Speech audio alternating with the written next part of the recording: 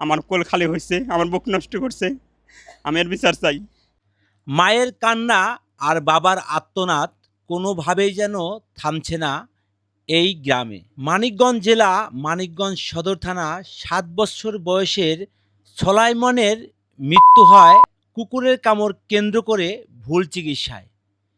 এই পরিবারের দাবি এবং গ্রামবাসীর দাবি এরকম ভুল চিকিৎসায় যেন আর কোনো শিশুর প্রাণ হারাতে না হয়।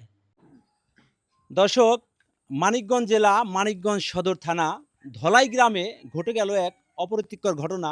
সেটা হচ্ছে ৭ বছরের এক শিশুর প্রাণ গেল ভুল চিকিৎসায়।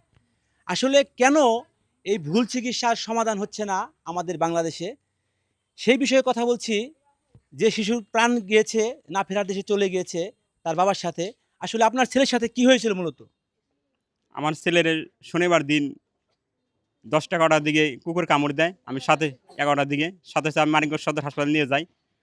ওখানে ওদিন শনিবার দিন ভালো ট্রিটমেন্ট দিয়েছিল এবং 18 তারিখ পর্যন্ত আবার 18 তারিখ ডেট দিয়েছিল আবার আরেক দ্বিতীয় ডোজ দেওয়ার জন্য। আমি 18 তারিখ আবার নিয়ে যাই। নিয়ে যাওয়ার পর দ্বিতীয় ডোজ দেয়। দেওয়ার পর ওদিন ভালো ছিল। যাওয়ার পর তারপর দিন যে টাইমে দিয়েছিল টিকা 18 তারিখে, 19 তারিখে ওই টাইমের পর 12 ঘন্টা পর আমার ছেলে আস্তে, আস্তে মানে অচেতন হয়ে পড়ে। ভালো লাগতেছে না। এরকম হয়। আমি ওই বুধবার দিন সন্ধ্যার দিকে মানিকগঞ্জ সদর হাসপাতালে নিয়ে যাই। নিয়ে যাওয়ার পর কয় এখান তখন শিশু ডাক্তার নাই, আপনার কর্নেল মালিককে নিয়ে যান।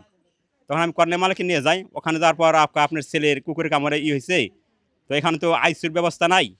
আমরা দূরত ঢাকা সরারতে নেন অথবা মেডিকেলে নেন। আমরা যেখানে ভালো হয় সেখানে নেন। পরবর্তীতে আমি আবার ও যে হাসপাতালে হয়েছিল এই ফেরোজা হাসপাতালে আমি ওখানে নিয়ে যাই। ওই ডাক্তার সাহেব বলে, ও ডাক্তার দেখার পর কয় আপনারা কুকুরের কামড়ে তো আমার এখানে ওরকমই নাই, তাহলে আপনি জেনে যাবেন সেখানে যান, মেডিকেলতে যেখানে যাতে। ঢাকা সরাতে যাওয়ার পর ওখান থেকে আপনার আমার ঢাকা মেডিকেলে যান। ঢাকা মেডিকেলে যাওয়ার পর ওখান থেকে আরেকটা ওখানে যাওয়ার পর ওখান থেকে ই করে দেয়। তাই আমি আরেকটা অন্য একটা ক্লিনিকে নিয়ে যাই।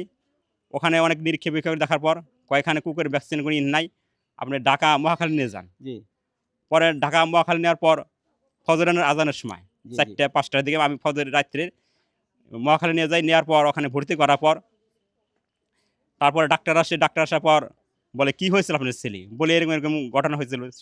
কুকুরের কামড় দিয়ে ভ্যাকসিন দেন নাই?" আমি বলি, "হ্যাঁ দিছি।" ভ্যাকসিন দেওয়ার পর তো এরকম হওয়ার কথা না। পরেতে রক্ত পরীক্ষা দেয়। রক্ত পরীক্ষায় রিপোর্ট ভালোই আসে। জি কোনো জ্বালাতন রোগ হয় নাই। জ্বালাতন রোগ হয় নাই খেয়ে। পরবর্তীতে নালা পরীক্ষা দেয়। ওটাও ওটাও করি, ওটাও জ্বালাতন রোগ হয় নাই। রিপোর্ট ভালো আসে। তাহলে এমনি হওয়ার কারণ কি? পরবর্তী বড় ডাক্তার মহাখালীর সে বলে যে, "ভ্যাকসিনের কারণেই। আপনার ১ম ডোজ ভালো ছিল। ২য় ডোজ ভালো না। ভালো পেছে নাই। এর কারণে এরকম হয়েছে।" ওখানকার বড় ডাক্তার বলছিল যে, "আপনার এখনই যে ওই হাসপাতালের পক্ষে মামলা দেন। যে নার্স এর ঠিকা দিছে, ভুল এই শিশু পানটা নিয়ে গেল। জি ওর জি নামে বিচার দেন। ওই মামলা করেন ওর নামে জি জি হাসপাতালের পক্ষ থেকে। জি। তারা যেন সচেতন হয়। এরকম ভুল চিকিৎসা না করে, আর যেন কারো এইরকম শিশু এই মানে নিষ্পাপ সর্বশেষ আর কি মহাখালী হাসপাতাল থেকে আপনার সলিউশন দিল যে ভুল চিকিৎসার কারণে এই ঘটনাটা ভুল ঘটছে। চিকিৎসার কারণে এরকম হয়েছে।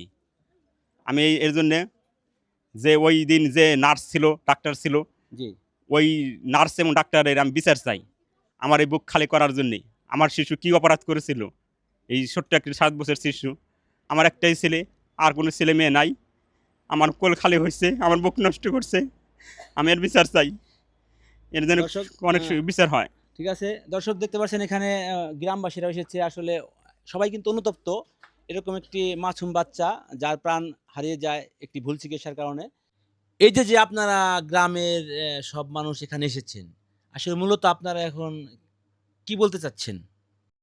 আইনের কাছে তো আমরা একটাই চাই, আইনের কাছে বিচার চাই। দেখেন আইনের কাছে বিচার চাই, এটার বিচার হোক। এরকম যেন কোনো মায়ের বুক যেন খালি না হয়। মানে এখানে আপনারা তো এই পাড়ারই সবাই, তাই না? হ্যাঁ, হ্যাঁ, হ্যাঁ। পাড়ারই আমরা এখান করি সব, এখান আমি করি। বাড়িরই, আমি বাড়ির আপনি এবারই। বড় বউ, হ্যাঁ।